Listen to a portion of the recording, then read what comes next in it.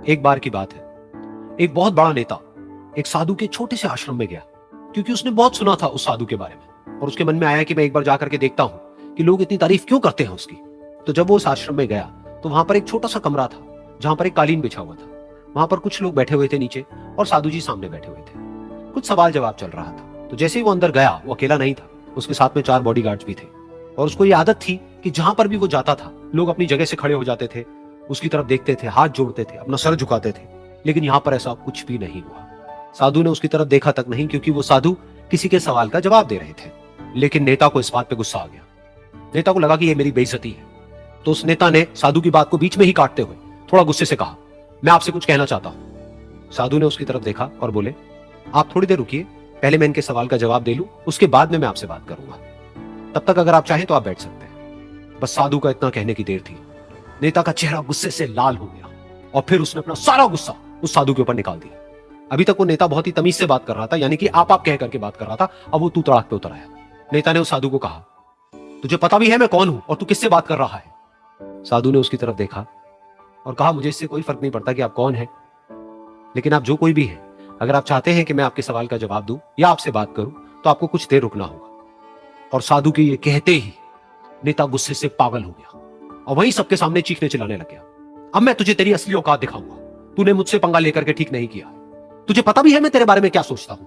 साधु ने फिर से उसकी तरफ देखा और बड़े ही प्रेम से कहा कि मुझे इससे कोई फर्क नहीं पड़ता है कि आप मेरे बारे में क्या सोचते हैं। आप जो चाहे वो मेरे बारे में सोच सकते हैं। फिर उस नेता ने बोला कि तू चाहे सुनना चाहता है या नहीं, लेकिन मैं तुझे बताऊंगा यही सबके सामने कि मैं तेरे बारे में क्या सोचता हूं। तू एक बहुत ही घटिया इंसान है। तू कोई साधु नहीं है, तू एक ढोंगी है, पाखंडी है, और यहां पर जितने भी लोग बैठे हैं उन सबको बेवकूफ बना रहा है।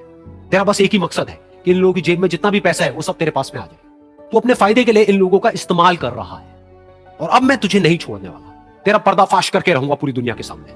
लेकिन उसके इतना बोलने के बाद भी उस साधु के चेहरे पर हल्की सी मुस्कान बनी ही रही।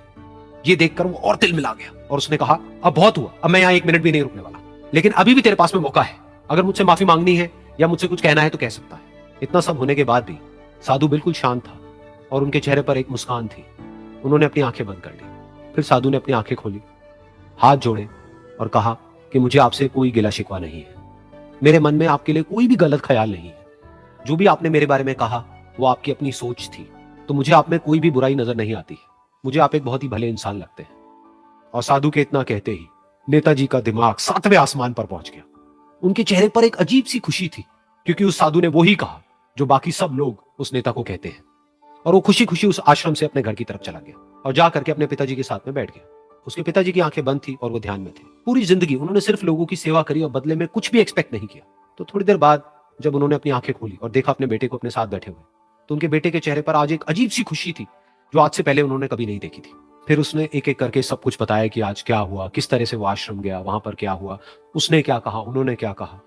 तो जब इसके पिताजी ने पूरी बात सुनी तो थोड़ा सा मुस्कुराए और अपने बेटे को देख करके बोले कि उन्होंने तुम्हारी तारीफ नहीं करी है, क्योंकि उन्होंने वो नहीं कहा कि जो तुम हो, उन्होंने वो कहा कि जो वो खुद है।